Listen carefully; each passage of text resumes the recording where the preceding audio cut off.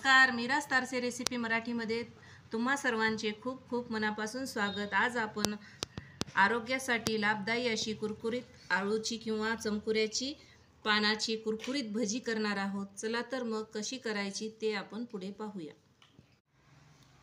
हे मी चमकुऱ्याची पाने घेतलेली आहेत, कुणी याला आळू बोलतात किंवा चमकुरा। हे मी चमकुरा बारीक असा चिरून घेतलेला आहे या पद्धतीने। इथे मी 1 वाटी चना डाळीचं पीठ घेतलेलं आहे, त्याच्यामध्ये मी अर्धी वाटी तांदळाचं पीठ टाकत आहे। तुमच्याकडे जर तांदळाचं पीठ नसेल तर तुम्ही कॉर्नफ्लॉवर सुद्धा वापरू शकतात। कॉर्नफ्लॉवर पिठाचं पाणी ऑब्झर्व करून घेतं आणि भजी ही कुरकुरीतही होतात। चमचाभर मी ओवा घेतलेला आहे, ते असा हातावरती मी क्रश करून घालत आहे, याच्यामुळे पोट बिघडत नाही।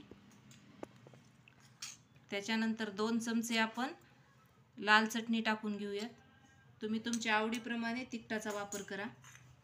त्याच्यानंतर मी बारीक चिरलेली कोथिंबीर टाकत आहे, लसूण अद्रक पेस्ट, अर्धा चमचा हळद घालूयात। लहान लेकरं जर चमकुरा खात नसतील तर या पद्धतीने तुम्ही चमकुऱ्याची भजी करून दिलात तर लहान मुले ही आवडीने खातील। चवीपुरतं मीठ टाकूया, 1 चमचाभर धना जिरा पूड। सर्वात शेवटी आपण बारीक चिरलेला आळू घालून घेऊयात। लहान मुलं आवडीने खाण्यासाठी मी याच्यामध्ये चटपटीत भजी लागण्यासाठी मी चिंच व गुळाचा कोळ टाकत आहे। हे मिश्रण आपण भिजवून घेऊयात, लागेल तसंच आपण पाणी मिक्स करूया।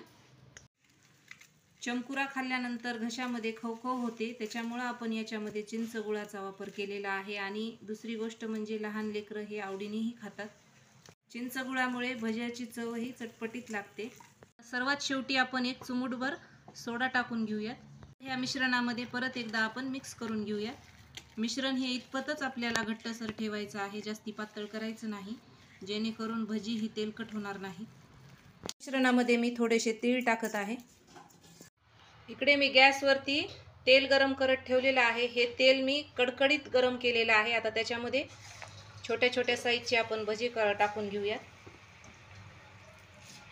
हाय फ्लेमवरतीच आपल्याला भजी करून घ्यायची आहे। पूर्ण भजी आपली टाकून झालेली आहेत। आता या तेलाचे बुडबुडे जोपर्यंत कमी होत नाही तोपर्यंत आपल्याला या भज्याला झाऱ्या लावायचा नाही। आता ही भजी आपण पलटी करून घेऊयात, केलेली आपण भजी काढून घेऊयात। माझ्या जर चॅनलला तुम्ही अजून सबस्क्राईब केलं नसेल तर पटकन सबस्क्राईब करा। तुमच्या मित्रमैत्रिणींना, नातेवाईकांना माझ्या रेसिपीज शेअर करा। किती हे भजी कुरकुरीत व बिलकुलही तेलकट झालेली नाहीत। घरातील लहानांपासून मोठ्यांपर्यंत आरोग्यासाठी गुणकारी अशी कुरकुरीत आळूची भजी जरूर तुम्ही एकदा घरी करून पहा।